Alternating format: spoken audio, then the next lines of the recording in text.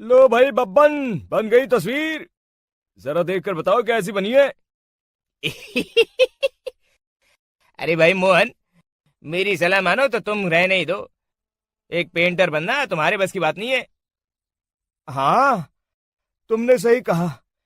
मुझे भी कुछ ऐसा लगता है। खैर, आज शाम की गाड़ी से मैं शहर वापस जा रहा हूँ।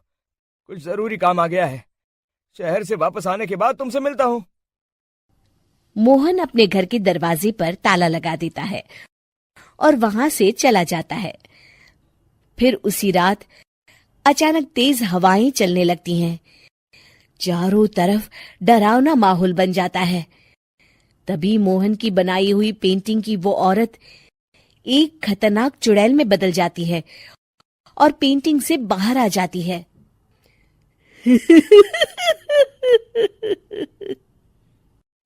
चुड़ैल घर के बाहर चली जाती है।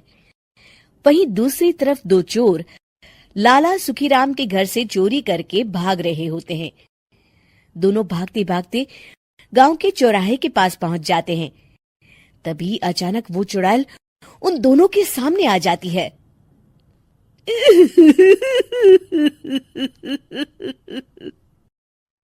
अरे मर गया रे! ये चुड़ैल कहाँ से आ गई? अरे मैंने तो तुझसे पहले ही कहा था कि आज अमावस्या की रात है। आज हमें चोरी नहीं करनी चाहिए। हाँ भाई बिल्ला, तुमने बिल्कुल सही कहा। जरा इसके दांत तो देखो, कितने बड़े हैं। चुड़ैल उन दोनों की तरफ बढ़ती है। अरे चुड़ैल दीदी, तुम चाहो तो ये सारे पैसे और जेवर ले लो, लेकिन हम दोनों को कुछ मत करना।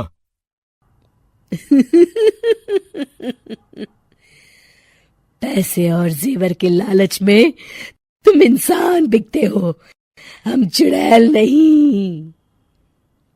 तभी चुड़ैल उन दोनों चोरों को पुतले बना देती है।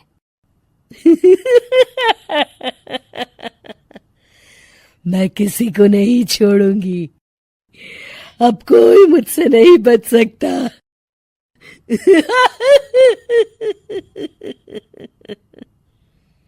चुड़ैल अपने अगले शिकार की खोज में वहां से चली जाती है। गांव की दूसरी ओर जाने पर चुड़ैल को हरिया, बिरजू और बब्बन दिखाई देते हैं। आज संडे है, आज कपिल शर्मा शो देखने का दिन है। जोर से बोलो। आज संडे है। मैंने नहीं सुना। आज संडे है, आज कपिल शर्मा देखने का दिन है।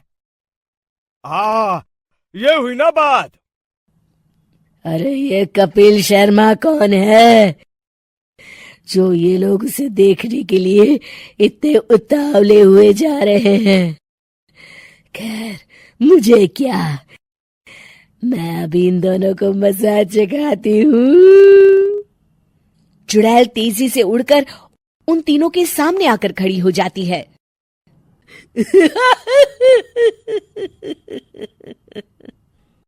कपिल शर्मा शो बाद में देखना, पहले मुझे देख लो। बब्बन चुड़ैल को देखते ही पहचान जाता है। अरे ये तो तस्वीर वाली औरत के जैसी दिख रही है। मुझे अभी नहीं मरना है। अरे भागो रे! तीनों वहां से भाग खड़े होते हैं। बब्बन तो किसी तरह अपनी जान बचाकर वहां से भाग जाता है, लेकिन हरिया और बिरजू को चुड़ैल पकड़ लेती है और उन्हें पुतला बना देती है। फिर चुड़ैल बब्बन को पकड़ने के लिए उसका पीछा करती है, लेकिन बब्बन उसे कहीं नहीं दिखाई देता। अरे वो मोटा तो बड़ा तेज भागता है, शायद उस तरफ गया होगा। बब्बन एक दीवार के पीछे छुपकर बैठ जाता है और चुड़ैल उसके सामने से आगे निकल जाती है। बाल बाल बच गया। अगली सुबह बब्बन सभी गांव वालों को सारी बात बता देता है। फिर उस चुड़ैल के डर से रोज शाम होते ही पूरे गांव में सन्नाटा छा जाता था और कोई भी अपने घर के बाहर नहीं निकलता था। अरे ये क्या हो गया? इतनी देर से घूम रही हूं, अभी तक एक भी आदमी नहीं मिला। अरे कहाँ मर गए सबके सब?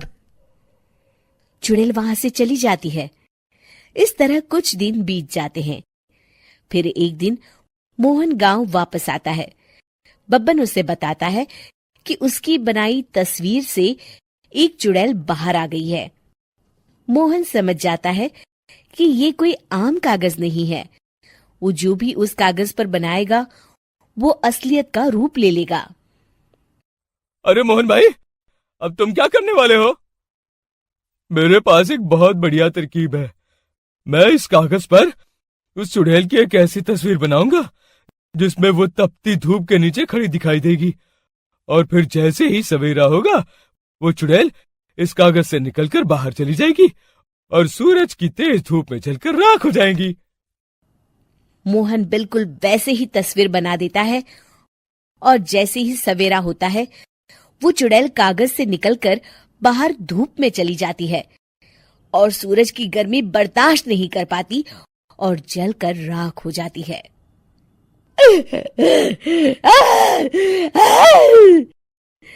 ये मुझे क्या हो रहा है? मैं सूरज की रोशनी बर्दाश्त नहीं कर सकती। मेरा पूरा शरीर जल रहा है। और इस तरह चुड़ैल के जलते ही पुतले बने सभी लोग पहले की तरह इंसान बन जाते हैं।